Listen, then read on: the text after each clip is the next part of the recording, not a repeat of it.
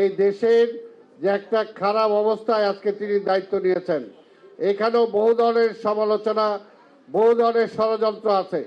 Parliament মাত্র শুরু হলে 1 মাস হয় নাই, এখনই ওয়াকআউট শুরু হয়ে যায়। জাতীয় সঙ্গীত বাজে, সেই সময় সেটারও তারা সম্মান করে না। দেখছেন না আপনারা?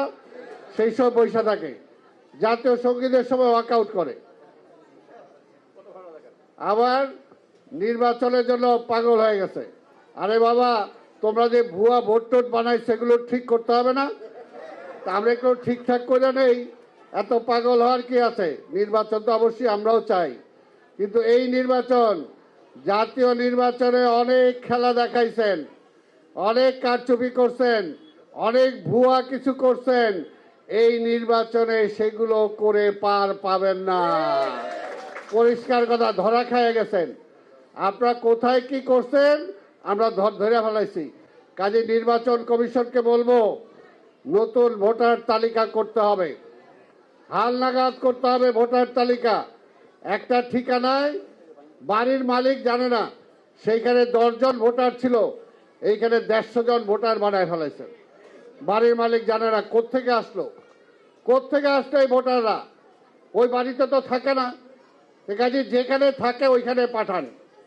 আমাদের পরিষ্কার কথা, যারা ঢাকা শহরে বসবাস করে তারাই ঢাকা শহরে ভোটার হবে। কি কথা ঠিক কিনা?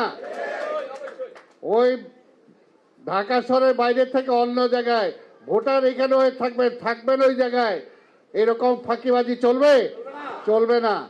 আপনার যেখানকার নাগরিক যেখানে থাকেন ওইখানে যা ভোটার হন। এই জন্যই নির্বাচন কমিশনকে আমরা বলবো, ভোটার তালিকা হালনাগাদ হইতে হবে এবং ওইগুলো জবাব দিতে হবে কিভাবে ভোটাররা আসলো। আমরা পরিষ্কার চাই, বাড়ির মালিক সে ওইখানকার, বাড়ির ভাড়াটিয়া যারা, সেই ভাড়াটিয়াকে বাড়ির মালিক চিনতে হবে, বাড়ির মালিক জানতে হবে, ওই এলাকার লোকজন তাকে চিনতে হবে। ভোটের দিন আসলেন আর সকালবেলা আইসা দুপুরবেলা আইসা মুখ লুকায়া ভোট দিয়ে গেলেন, এই ভোট তো ঠিক না রে ভাই।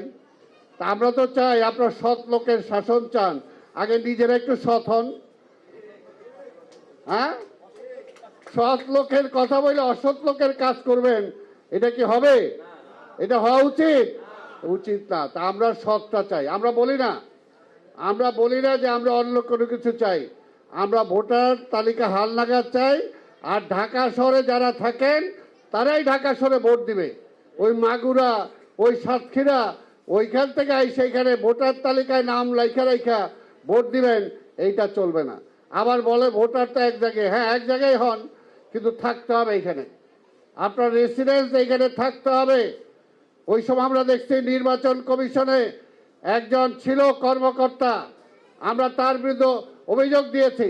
যখনই তারা নতুন ভোটার এইখানে তারা এক্সচেঞ্জ করতে চেয়েছে ডিস্ট্রিক্ট থেকে, তার ব্যাপারে কোনো কিছু না যায় নাই, ঢাকা শহরে তারা ট্রান্সফার করে তারা ভোটার বানায় দিয়েছেন।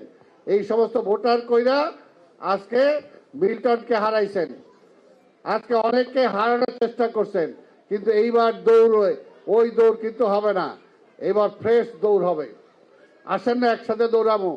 100 মিটার বলে, 200 মিটার, 400, 1500 মিটার, যা বলে দৌড়াবো, কিন্তু ফ্রেশ হইতে হবে।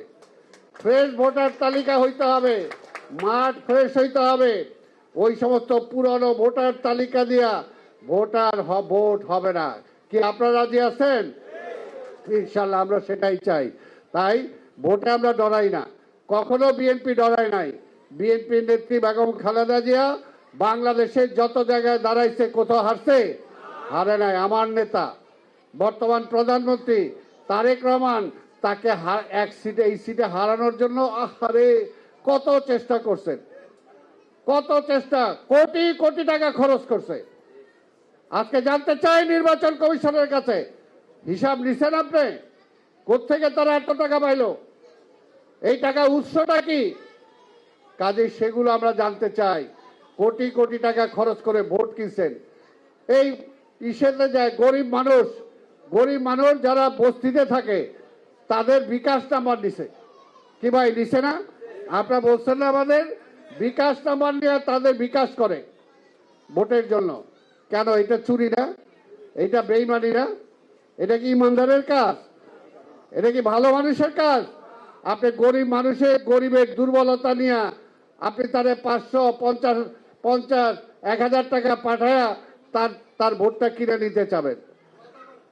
আবার ওয়াদা করে টাকাটা নিয়ে বলে যে কোরআন শরীফের হাত রাখেন। এই রকম ভণ্ডামি করছেন আমরা দেখছি। কাজে এই নির্বাচনে কি এগুলো চলবে? এই নির্বাচনে এগুলো চলবে না ভাই। তাই কাজেই প্রস্তুতি নিতেছেন, নেন, অসুবিধা নাই। আমরা ফেয়ার নির্বাচন চাই। জনগণের ভোটে নির্বাচিত হন, ভুয়া ভোট দিয়া ওই কায়দা কানুন করে নির্বাচিত হওয়ার চেষ্টা করেন না, ধরা খায় গেছেন। কাজে বারবার ওই একই কাম করবেন আর জনগণ সেটা মেনে নিবে, এটা মেনে নিবে না।